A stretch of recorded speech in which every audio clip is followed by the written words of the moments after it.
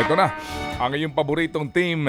Naku, dismayado si TNT Tropang Giga Manager Jojo Lastimosa sa kinalabasan ng Game 2 ng quarterfinals kontra Raynor Shine Elasto Painters.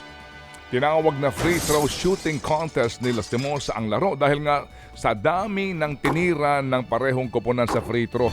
78 total free throws ang tinira sa buong laro. 37 ang sa TNT. Hiling ng dating PBA coach at star, hayaan sanang maglaro ang mga players. Nawawala raw kasi ang init ng bakbakan sa pagitan po ng dalawang koponan. Bigo ang TNT sa Game 2, 1-2, 1-2, 1-1-3 at gaganapin po ang Game 3 bukas. Nasobrahan sa tawag si Ref?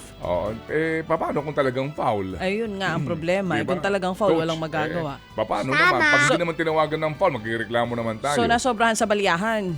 Nasobrahan sa baliyahan? Nagiagawang buko? No, huwag kang lumihis! Sorry na! Ito na po. Umaasa naman ang Tropang Giga na hindi malala ang injury ng kanilang big man na si Brandon Ganuelas Rosser. Napuruhan sa tuhod ang PhilAm ng makabanggaan. Ayun na nga, matindi nga ang banggaan kagabi. Napuruhan nga sa tuhod ang PhilAm ng makabanggaan. Nung linggo. Napuruhan sa tuhod ang PhilAm ng makabanggaan si Andre Karakut. Sa isang play sa first quarter ng laban, nakatayo naman siya para tirahin ang dalawang free throws pero kinailangan siyang akayin palabas ng court.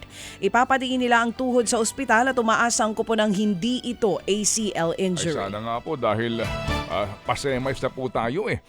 Samantala pa rin itinanghal po naman na MVP ng PVL All-Filipino Conference si Brooke Van Sickle ng Petrogas Angels. Ganda ni Brooke, oh. Sa kanya pong unang conference sa koponan, agad nagpakitang gilas ang open hitter.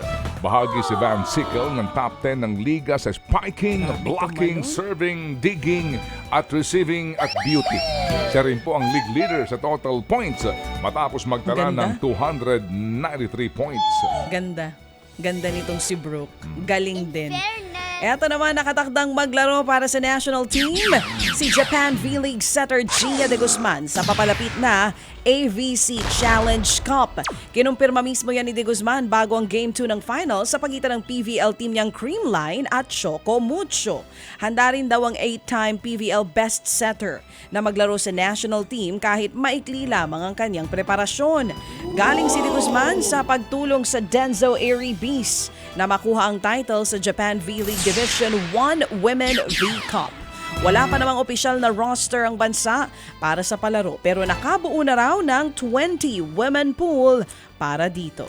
Pumakot po naman ng medalya ang Pilipinas sa United World Wrestling Asian Grappling Championship sa Tagaytay. Nito lamang kumubra ng 16 gold, 26 na silver at 26 na bronze medals ang bansa para nga magtapos sa ikalawang pwesto.